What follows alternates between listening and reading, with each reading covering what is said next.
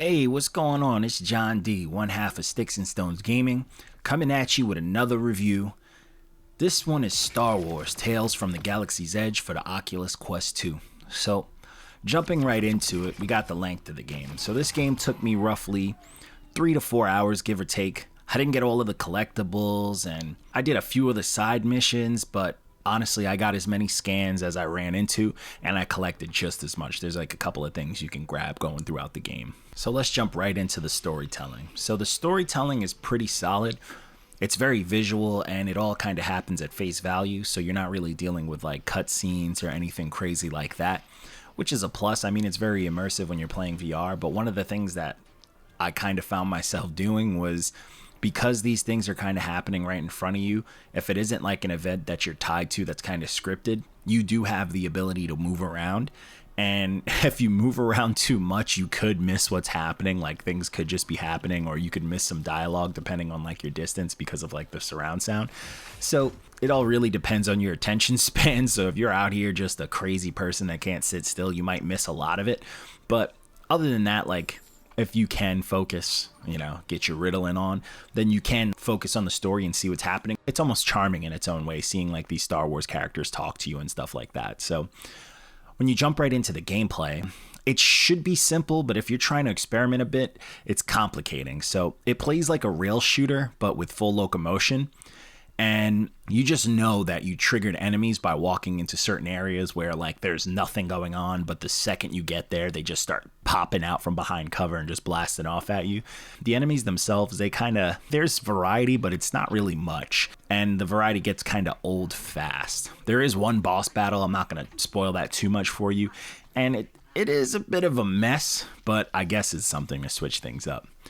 The dialogue, when you're paying attention to it, it's fantastic. You get to see a few of your favorite Star Wars characters, and when I say few, I really mean that, very few of your favorite Star Wars characters opening up story for you. And also you see some new characters that set some things up for you, and they have all the detail that you would want as far as facial features, and like their voice inflections and voice acting is fantastic, and it makes you really feel a part of the experience. It's really, really, really dope to just kind of watch, especially the bartender at the beginning of the game. Just watching him speak is dope. He just makes you feel like you're actually in this area. His dialogue's funny, all his eyeballs moving, and the way he talks, and just the stuff that's going on really gives you a sense of like being a part of something that's alive. And it's dope for when it's happening, but there's only a few segments of that type of energy, so you got to take it with a grain of salt. So the controls should be simple, but it's very clunky. Like, I was just finding myself like just making a lot of simple mistakes, and honestly, this led to me dying a lot. It almost felt like noob VR mistakes, but like I've been about this VR life for a bit, and it's weird, like, because the game does come off as just point and shoot. Every gun, they overheat. So if you shoot them too much, you have to like release them by like hocking back on like the top of the pistols or on the rifles and stuff like that. And you're constantly going through that because the guns all shoot differently. So like then you got to dual wield. If you want to dual wield, then you put stuff away just to like release and all that. You also don't know how much ammo you have, but guns do run out. That gets strange. That also creates the struggle between like keeping guns that you like, having two equipped to you, and dual wielding two, because when you dual wield two, you do feel like a boss until you overheat it, and then you always have two on you, and you kind of start juggling through stuff that people drop and all that, and it gets a little stressful.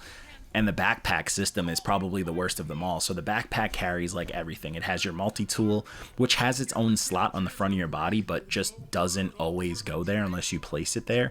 So that gets a little annoying, having to go into a backpack for something that has its own slot that nothing else can go into.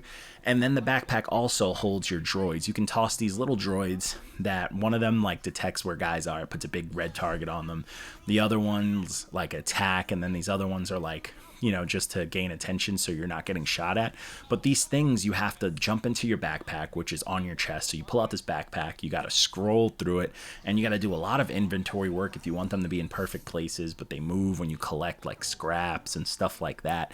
And it's just a mess, just for something that you're going to throw, even like a grenade. Like, I don't want to go into a backpack just to grab a grenade that I'm going to throw immediately after I grab it. And it kind of takes you out the game. Then you could just like, I was just chucking the backpack so it can come back into your inventory, but like you got to put it back on your chest or you leave it, and it's really clunky. When you're playing it, you'll see, and you'll be dropping guns and doing all sorts of stuff, especially like having your weapons and you want to like open something, you got to put weapons down, but then you're fearing of losing a weapon that you just picked up and liked because things disappear. It just makes the controls very, very strange, even though they're so simple because it's only a few buttons, you know? So that kind of throws you off. That kind of ties right into the gameplay as well. The last thing I want to add to the controls, there is this very strange teleport movement, and it's mainly used for when you have this jetpack, which you just pretty much go straight into the air, and then you can double jump with it where you just go up twice, but it doesn't go forward or anything. It just keeps you in the air so you can kind of get a vantage point, or teleport travel to like an area designated above you or anything like that. And it didn't really make me want to explore anything like that. It kind of feels stiff. I mean, I guess it makes you want to feel like, you know, you're a Mandalorian or something, but you really, really don't.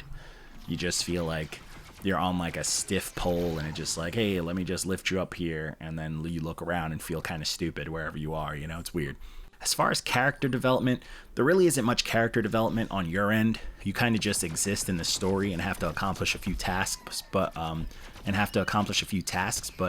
none of it seems like you wanted to do it. More so, you're just doing it because people say you should. It's like, hey, I'm a Star Wars person, so you got to do what I say. And you're kind of just getting caught up in all these things. Like, the whole story is you just getting caught up in some action, and it's just like, all right, I'm just going to go with it. But, like, you don't really know his take on it, you know? Like, you have a conversation with someone who's part of the rebels, and it's just like, you don't even have a stance. They're just like, hey, I'm going to tell you about me and, like, the rebellion and all this stuff, and it's just like, oh, cool, like, I'm not going to respond. And it's a little strange, but, I mean, that's just how the character development is, I guess. You see some characters, and they do go through their own process, but nothing as far as development. Nothing develops. They just kind of are who they are in this world. Graphics. Graphic-wise, the graphics look good. I mean, some of it you'll see, like, I captured some of it without actually putting my capture graphics at full and, like, changing, like, the actual default of the Oculus, but at default, it still looks pretty good, and when you juice it up, it looks even better. So everything is clear and very clean up front. There's great details, especially in the story characters, and the level design, even though it's a bit linear, it's very clean. It's very, very clean. Like, a lot of the textures are there. Things just look nice, you know? But when it comes to the enemies, there's a small assortment of copy and paste. Like, you got your red guys, and then you got some of your non-masked alien face guys who usually have shotguns, and then you got some pretty cool droids.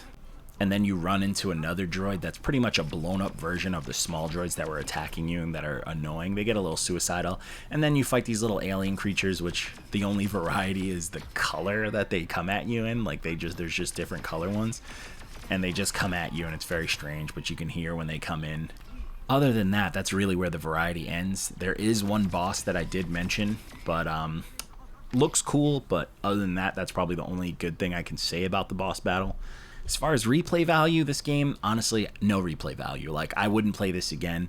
I don't even think I would run back into it to collect everything. There's really no incentive to jump back into it.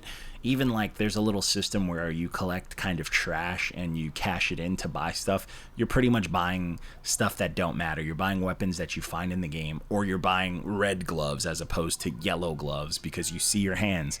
So it's not really... It's nothing that makes you, like, that changes the game. You know, there's nothing that, like, sets itself apart and makes you go, man, I gotta run back into this. But yeah, other than that, I wouldn't jump back into this game. I mean, I feel like maybe if you're a completionist, you might want to do it. I'm very much there when it comes to, like, collecting things, especially when I enjoy a game. I like to complete games. Sometimes I'll trudge through games that I really don't enjoy just to get everything, to just say that I gave it a fair play. But honestly, I have no interest in jumping back into this game. The quicker I can free the space up on my Oculus, the better, honestly. But yeah, man, let me know what you think. If you guys had a chance to play this, or if you were thinking about picking it up, let me know what you think of this review. And also, if you like the content that we are bringing you, please feel free to smash that subscribe button, throw this video a like, and yeah, reach out to us. You can add us on Instagram at Sticks and Stones Gaming. I'm John D, and I'll see you guys out there. Peace.